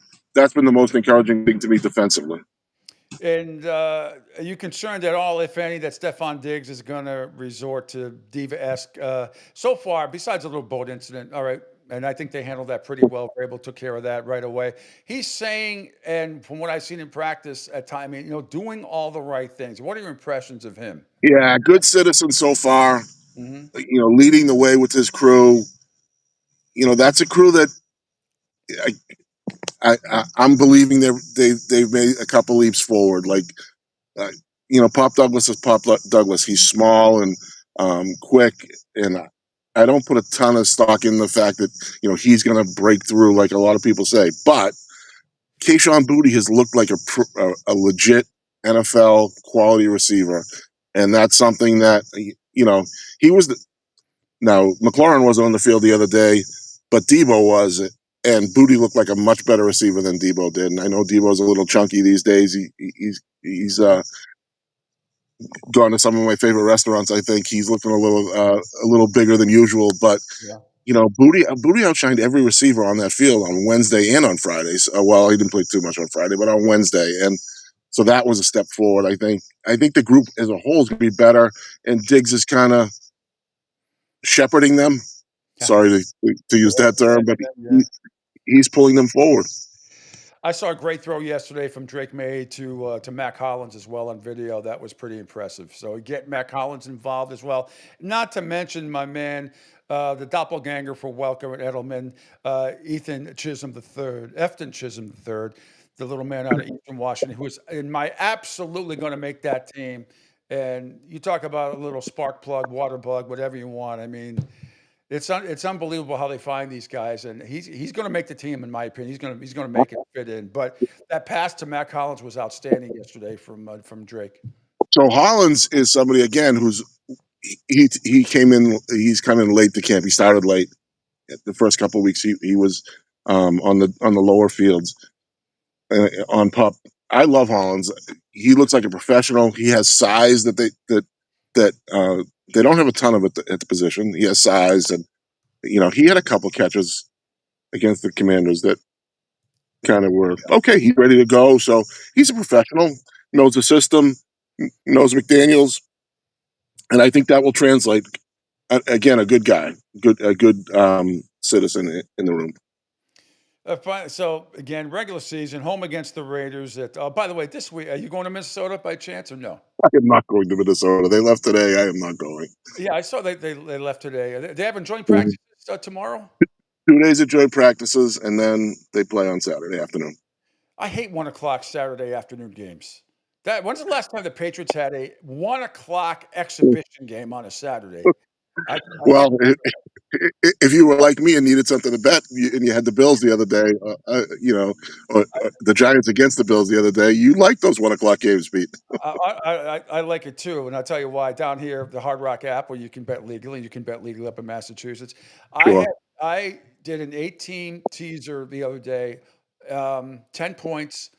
for the totals. Bet the over in every game. Won every single one. Really? Most of them by yeah, because you tease it down to like 27 and a half, 28 points.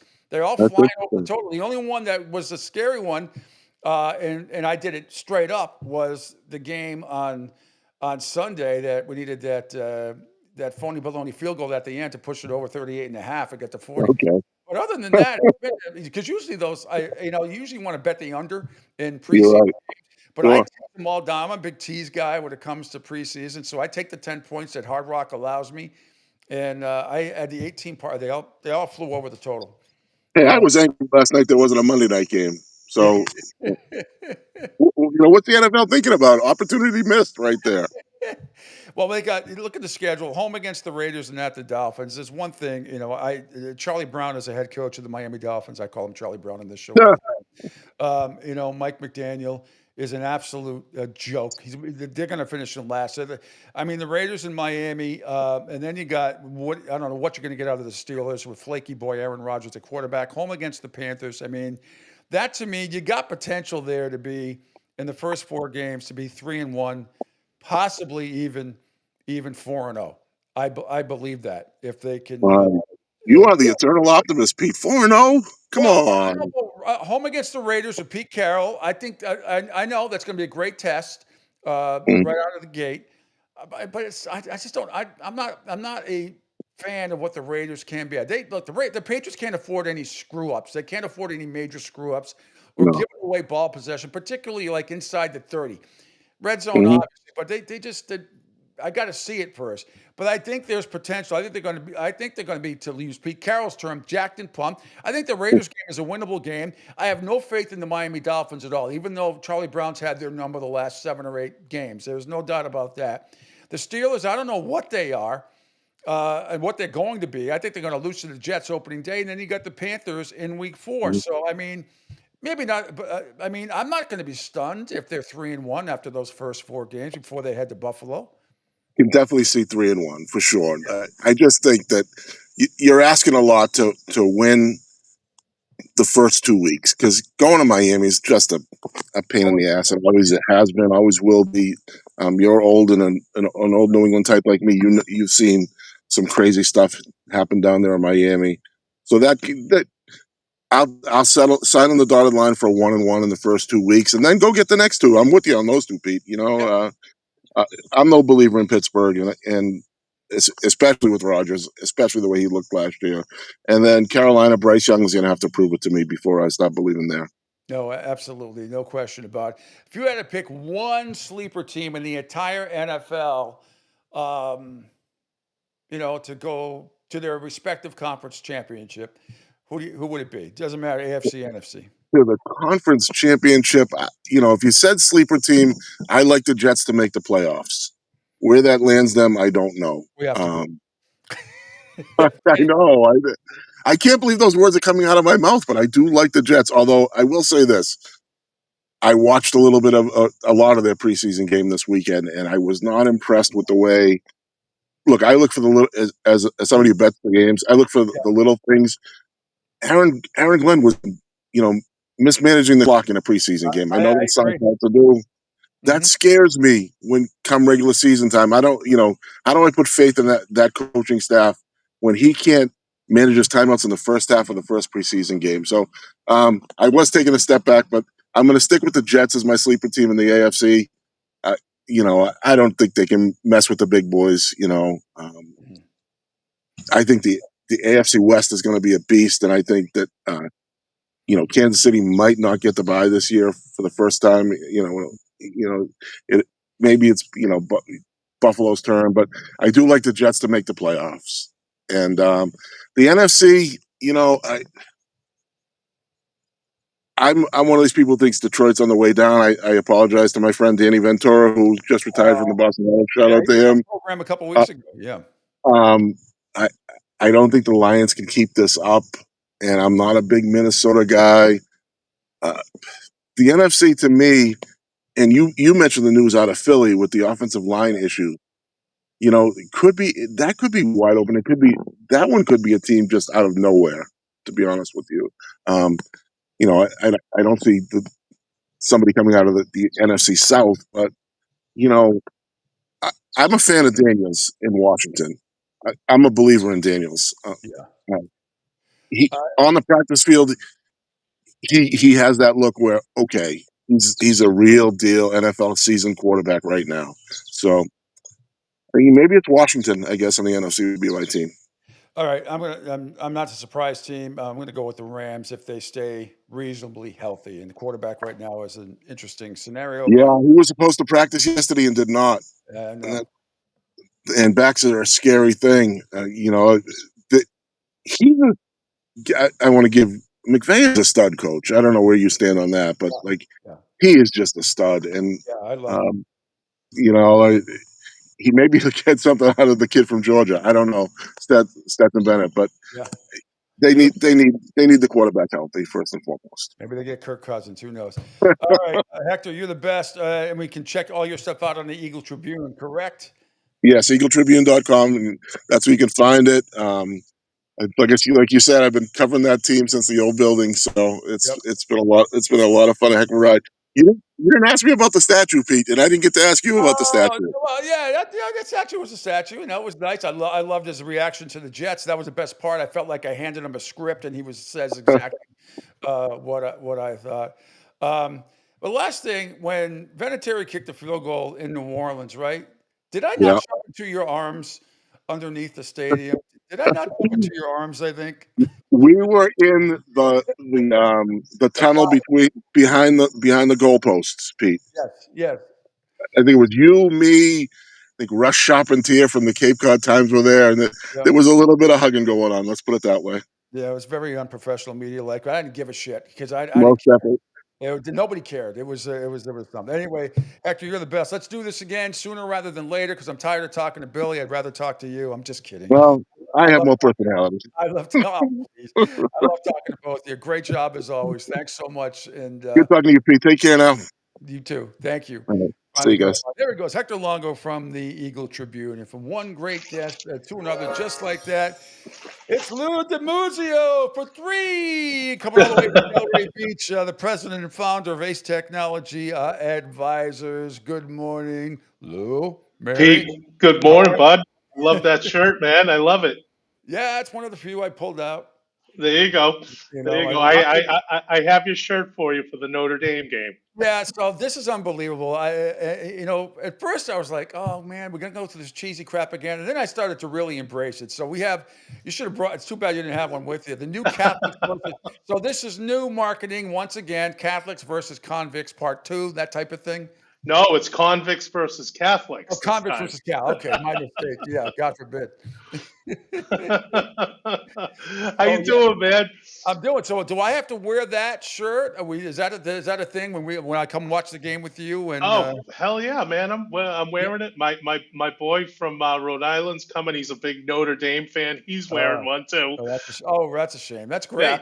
That's fantastic. So no, I'm just saying because I have my other shirt on and I don't want to, Whatever. Wear it. You don't have to. You want to wear it? Great. I want to be part of the group.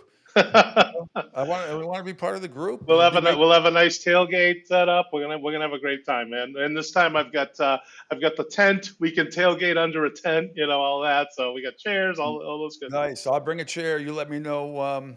You let me know what I can bring. I got my hotel room already booked. Staying overnight. So awesome. It's gonna be fantastic. Let me know what park because I have some friends that want to meet you and might be coming, and just you don't have to say it over the air, but let me know what parking lot we're going to be in. Yep. I'm also going to be coming. I rented a car, so I'm only like 5 miles away. Maybe I don't know if I should Uber in or not. I could pick you up on the way too. It doesn't matter, whatever. You could be my Uber. There you go, man. We'll just set Uncle Tito aside so we can get home that night. No, exactly. No question about it. Yeah, you let me know what I can bring. What do you guys usually tell? This is going to be interesting because I'm going to have a celebrity chef Derek Fox on my show on Thursday, the Master Chef's season 6 runner-up, and I just saw him in Dallas last week. What do you? A lot of times when we tailgate here in Fort Myers, or for many Patriot games, at least for Patriot games, we always try to do the opposite the visiting team's state or cuisine, whatever. I don't know if Notre Dame, Indiana has a cuisine, but for the Miami Notre Dame game coming up at Hard Rock on the 30th, what what do you like to tailgate with, and what can I bring? Here it is, Pete. I mean, we're Italian and we're playing the Irish, man. Yeah. We're overdoing the Italian stuff, No man. fucking soda bread, I can tell you that. I don't want to see it. That's it. That's it. Yeah. Well, if we can get Italian sausages, Italian sandwiches, we'll do all that stuff, you know. Love it. Absolutely love it. Good stuff. About some bongolo and linguine and clam. I would do that. Hey, linguine vongole. I'm down with that too, you know. Well, I hope everybody, not us, because I hope the crowd behaves themselves. And I know the last time I didn't go to the last game time when we beat the crap out of them in 2017. Yeah, 2017. Yep. Beat the crap out of them. I know the crowd got a little rowdy, especially. You got to be brave to wear a Notre Dame shirt into that stadium. Oh yeah. I think it's awful how we all can't get along and good fun and everything. But if you are brave enough, or should I say dumb enough, to wear a Notre Dame jersey into that place where it's going to be Sardine City, God bless you. I hear you. Wear something blue. You have to wear Miami colors, but don't wear Notre Dame. Don't wear anything that's remotely green. Wear something blue, pink, purple, something. Otherwise, I don't know. You might get shit thrown at you. It's just You might. It gets nasty with Florida State too, you know. And one of the things I'm thrilled about this year is we've got some really good home games between obviously Notre Dame and then we've got the Gators coming up there as well too. But I don't know, Pete. I'm a little concerned about how the schedule is playing out. All right. Here's my concerns. All right. We start out with 4 home games, right? Yes. But we play the Gators. We have a bye week after that. Then we travel to Tallahassee. We have a bye week after that, right? So at the start of October, we are playing without a break the rest of the year. Not to mention that we've got our last 2 games in cold weather. Virginia Tech, which I might be going to, by the way. Okay. That might be my road game this year. Virginia Tech and Pitt. Yeah. We've got those 2. So I just, you know, the cold weather at the end of the year, and then the 2 bye weeks and within 3 weeks and stuff. I just don't like how it's playing out. But we'll see. You know, take care of business. They might need those bye weeks. So sometimes it can be beneficial if somebody's a little dinged up or they're a little dinged up, and even if they win, I think that. Yeah, you're right. The last 4 games, home against Syracuse, home against NC State, at Virginia Tech, and at Pittsburgh. Those are the last 4. And then SMU before that at SMU. So the last 5. At SMU, home against Cuse, home against NC State, at Virginia Tech, and at Pittsburgh. Yeah, that SMU game's gonna be good. You know, those kids are gonna play for Ashley. Yeah. You know, for being here, and I got to tip my hat to him what he did with Brashard Smith. And turned him into that running back, and just, I mean, kids turned his career around. Well, I had Joe Zagacki on last week, and he's pretty high on Carson Beck. What he has seen, everything I have read and seen, he has been spectacular in camp. Look, I don't expect Cam Ward numbers; those were off the chart. By the way, he looked pretty good the other night too. He did in the limited time that he played. He's just so poised. But this team is loaded on the offense and defensive line, meeting the U. And it's just a question of, I think their defense, it can't get worse than last year. Heatherton coming over from Minnesota is absolutely huge. Yep. As their new defensive coordinator. So I just think you look at this team, I know they lost a lot of offensive weapons, but they also reloaded a lot. In the trenches, they are going to be very, very, very tough. I think with 2 different running styles with Lyle and Fletcher in the backfield, I think Lyle reminds me of a young Joe Morris. Remember Joe Morris back in the day? How little he was. He had his moments last year. Lyle did at times. Yeah. He had that long touchdown against the Gators. We were at that game at the Swamp. Yes, it was. You know, and he had that. By the way, My gosh, I'm still sweating from that game. It's like I say it all the time. I said I go to games in Miami all the time. Miami's further south than Gainesville. I've never been hotter at a game in my entire life. It's like, oh, did you have any beers? I'm like, you couldn't. I No just drank. way. I drank like 18 waters that Yeah, whole day. thank God they're only $5 over there. But I mean, that was such a great time. We had a great time at Ah, Capone great before time. that, and then Yep, the seats that you had were like 12 rows up behind the it's Miami awesome. bench. Yep, Jeez, but yeah, great. But yeah, like you were talking about in the trenches, this team is loaded, both yep, sides of the yep, ball. yep. So it's just good stuff. So yeah, I'm looking forward. I mean, though, the one thing that I'm really, really bummed about is that Isaiah Horton transferred. I Yeah. thought that kid was just gonna. I think he's gonna have a monster year for Bama this year. Yep. I'm looking forward to the JoJo Trader era, and this kid Malachi Tony also he's intriguing. Yep. And I'm curious to see what's going to happen with Ray Joseph too. He did a lot of punt and kick returns last year, and let's see what happens with him. But Well, not only that, I also brought up to Joe Zagacki. I mean, we lost one of the great college kickers of all time. He may end up being the starter for the Patriots. oh yeah, By the way. But you're talking about Burt Auburn and I guess Carter Davis. They're Carter battling it Davis, out. yeah, But that's huge. I mean, people don't realize the kicking game and special teams in college is even in the NFL is huge. And we've been spoiled by the Borregales brothers in Miami. oh They no hardly doubt, missed anything over the last several years. So yep, that's big shoes to fill for those two guys. Whoever gets yep. the job. I think Borregales. The only question he has with the Patriots is can he kick in cold weather? Yeah. That's the only thing. But he's so accurate. He's so good, and I wish the kid nothing but the best. He's in addition to being a great kicker, he's a nice kid too. Yeah, So, the Patriots have that other kicker in camp, Romo, who yep. is, he kicked a 57-yarder the other day in the exhibition game as well.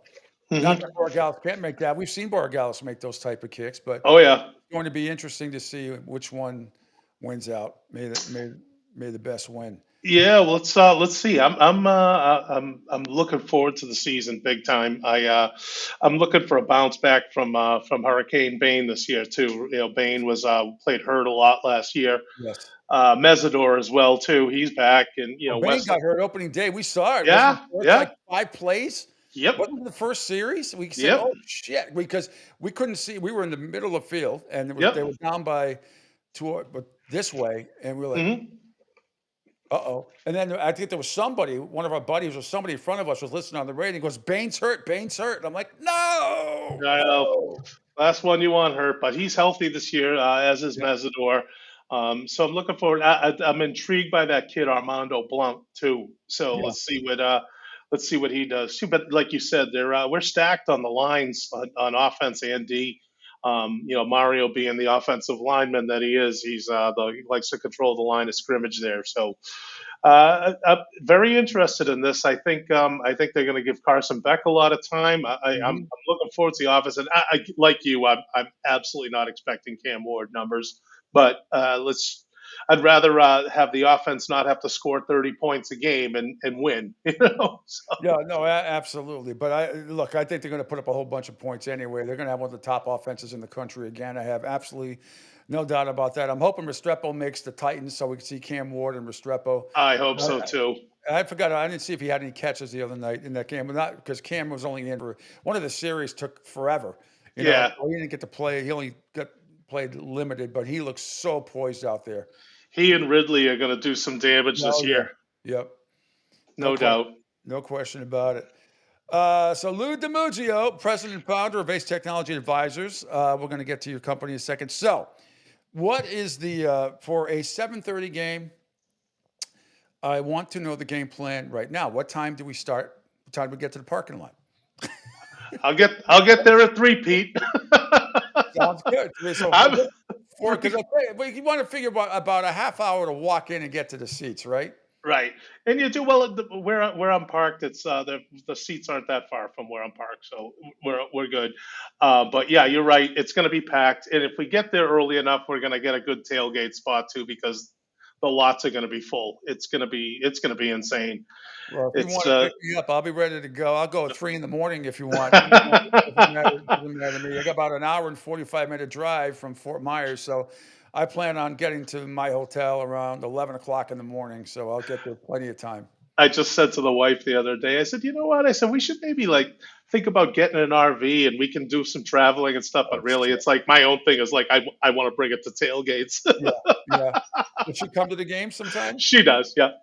She does. She just wants to stay in the lot and tailgate. She doesn't want to go to the game. Yeah. Well, she's not alone. There's a lot of people that do that anyway. There's a lot of that bring a TV or whatever. Yeah. Funny stuff. So funny. Yeah. I It know is. you got great seats. Are we in a suite or are we in like cool seats? I mean, We're in seats. We're on the Kane side on the 25-yard line. So you have awesome seats. That's great. And I have a great attorney friend down here, Anthony Melchiori. When I was at ESPN Southwest Florida, he would do hits on the rock station, 96 K-Rock at the time. And he wants to know, and my friends across the street want to know, who's a Miami grad, where we're going to be tailgating. They might want to pop by and say hello. So once you give me that information, I'll relay absolutely. It. One big happy family. So do I need to bring, my room has a refrigerator, so I can bring some stuff, and you let me know what I need to bring, and then I can, what kind of grill system do you have? I got a small grill. A small grill, so sometimes I grill on that. Sometimes I bring cold cuts to make sandwiches and stuff like whatever, all that stuff. We'll figure it out. Oh yeah, and that's going to be a blast. All right, so Lou DiMuzio, president and founder of Ace Technology Advisors. Tell everybody you're not just you're in Delray Beach, very beautiful, but you're a national company, worldwide. I mean, tell everybody about what you do. Again. Yep. We are an end-to-end full solution provider for businesses when it comes to technology. So in other words, Peter, we working? Yeah, I hear you. Your picture froze, but I can hear you. Yeah, your picture froze too. So okay, as long as you can hear me, I believe. I can hear you. Your picture froze, but go ahead. Yeah. So like I said, we do end-to-end technology solutions. So in addition, we provide consulting to our customers. So in other words, you're a IT professional trying to get the best providers for your company. You don't have all day to go out and vet providers. That's our job. We'll go out and do that for you. We'll figure out the best solution for you. We will find the best providers for you, and we will connect you to it and bridge that gap between the business and the provider. So whether it comes to infrastructure, internet access, any kind of access, whether it's fiber, whether it's broadband, whether it's wireless, we could do that. Phone systems, cloud or on-premise, cybersecurity, which is enormous right now, where everything is run on the internet. So it's very, very busy. And in cloud, everyone's got to have their stuff secured in places, all their data, because it's susceptible to being hacked. Yeah, and I was talking to my good friend Brian Bruno, who runs Naples Wealth Planning, a huge company down this way, and he definitely is going to be contacting you. Great. Sooner rather than later, because he needs you. Yeah. We could talk to him about his stuff too. So yes. Oh yeah, absolutely. Yeah. You guys kind of look like brothers to a degree. I don't know if I've shown you his picture. You guys could pass. You could pass as well. There's no question about it. Come on, Pete. There's another guy as good looking as me. So few of us so happy and handsome. You know how it is. He's not the BRUNO though. He's the BRUNEAU. He's the French guy, but okay. He's from West Warwick, Rhode Island originally. Great sports fan as well. So. Great. Is he over your way in the Fort Myers area? Yeah, we used to live in the same complex at Bonita National. Now we all went out to dinner the other night with some other great friends of ours, and we had a ball. So your name definitely came up and all that stuff. He's not a huge University of Miami fan. He went to Central Connecticut State. He played the D1 tennis over there. Oh, nice. But he's a big football fan, obviously, can't say enough about you guys and your friendship as well. Finally, because we were going back and forth on social media for years, and finally when I moved down here, we got to meet and hook up at the Canes game. So it's been absolutely great. Got the same crew coming as last year when we went to Gainesville? No. Sean, I don't know, is coming this year. I got to check with him and see. But Derek is not coming. Derek's an expected father this year. Doesn't want to be at the game. Should get the call then, right? He just So he's gonna be a dad, and I'm just they don't want to know the sex of the baby, but I'm like, Derek, you've got to have a boy because our name's gone if you don't. It's like, Yeah. So That's I'm awesome. hoping he has a boy. Yeah, that's great. Yeah, I hope you're still like Luca Brazzi. I hope your first child is Is a masculine child. I pledge my ever-ending loyalty to your daughter. Anyway, Luca, my most valued friend. You know, it's funny in the book. It's funny in the book how intimidated that Mario Puzo wrote about. In the book, he's Don Corleone is much more intimidated in the book than he is in the movie. Yeah. But in the movie, he says, "Is this necessary?" But in the book, it goes into even more detail of why he is the only guy in the whole book that he fears is Luca Brazzi. But Yep. I won't ruin it for anybody in case you haven't read it. Yeah. Oh no, I've read it. Yep. Oh, I know you have. All right, my man. All the best. I can't wait to see it. Thanks for doing this. Thanks for taking a few minutes out of your business. Thank you. And once again, how can people contact you? 888-599-4223 or sales@acetechadvisors.com. All right, that's awesome. Thank you so much. Thank you so much Pete. for doing this. All the best. Same to you, bud. We'll be in touch. Okay, take care. There he goes. Be well. Lou DiMuzio, president and founder of Ace Technology Advisors on Delray Beach. Okay, Angel got kicked off by electronics. So we're going to end the show right here. Thanks again to Lou DiMuzio. Hang on, let me set up the end of the show here. And thanks to Hector Longo from the Eagle Tribune. Finally got him on. It was well worth the wait. He was absolutely outstanding. So with that, we're going to end, since we're talking about the Canes, we're going to end it here. Tomorrow on the Pete Sheppard Show here in the Coastal Sports Digital Network, we are going to have Bill Sparrows. I think we're going to have John Mita Perrell and some other surprise guests as well. Coming up Thursday, I can promise you, we're going to get into football and food with celebrity chef Derek Fox, who I just had lunch with a couple weeks ago in Dallas. He'll be one of our great guests coming up this week. So stay tuned right here on the Pete Sheppard Show. Back at 7 a.m. tomorrow morning on the Coastal Sports Digital Network. See ya.